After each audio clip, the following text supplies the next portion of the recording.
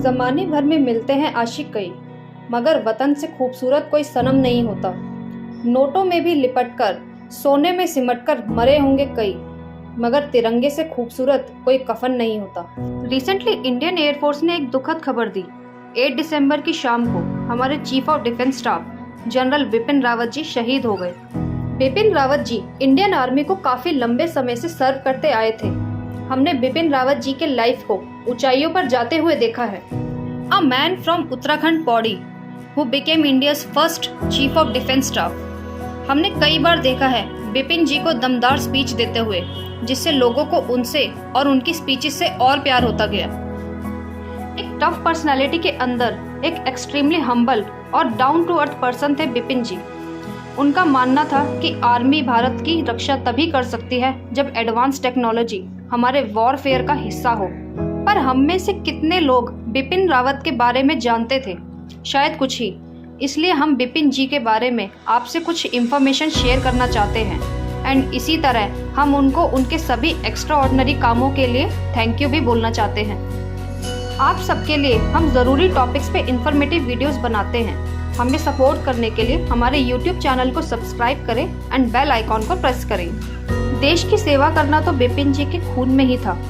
He was commissioned as a colonel into the 5th Battalion of 11th Gorkha rifles, जिसमें उनके पिता भी थे जो लेफ्टिनेंट जनरल की पोस्ट से रिटायर हुए थे। एक सॉफ्ट हार्टेड पर्सन की पहचान ऐसे भी होती है जो जानवरों से प्यार करते हैं। बिपिन जी एक डॉग लवर थे।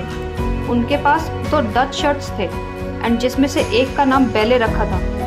उनके एक डॉग के बारे में एक फन फैक्ट भी है। जब वो यंग था तो उस डॉग ने एक इलेक्ट्रिक वायर बाइट कर ली थी एंड पास आउट हो गया था। बिपिन जी को लगा कि शायद वो मर गया है, पर अचानक ही वो वापस खड़ा हो गया जैसे कि कुछ हुआ ही ना हो।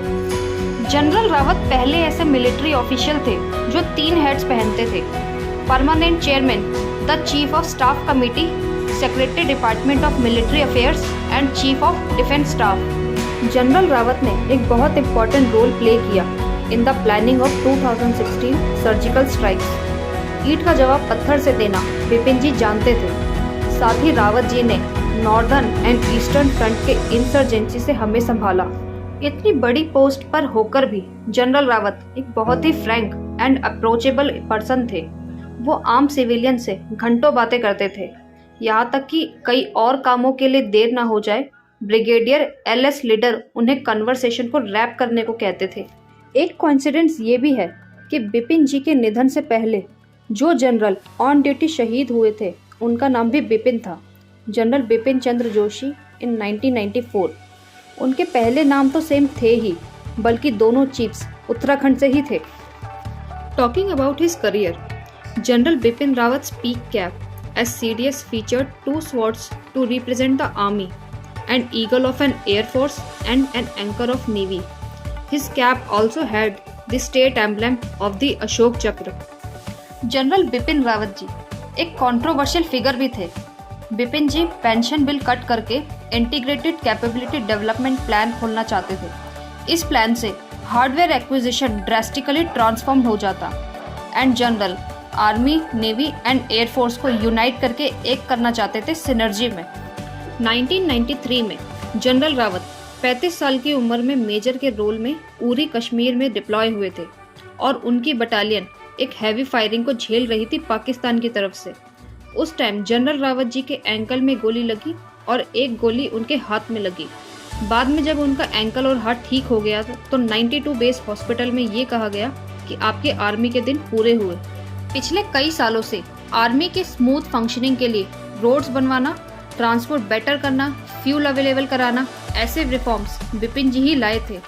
एक ऑलरेडी एफिशिएंट आर्मी फोर्स को एयर एफिशिएंसी से काम करना बिपिन जी ने ही सिखाया। बिपिन सर, आपके 40 साल के ग्लोरीफाइड करियर को इस वीडियो में बताना इम्पॉसिबल है, पर आपके हर काम पर आपको थैंक यू करना ज़रूरी है। आपने इस देश के लिए जो भी किया उसके लिए दिल से धन्यवाद। पर आज थैंक यू के साथ सॉरी भी करना चाहते हैं। हमारे देश का डिफेंस बजट दुनिया का 3rd हाईएस्ट डिफेंस बजट है।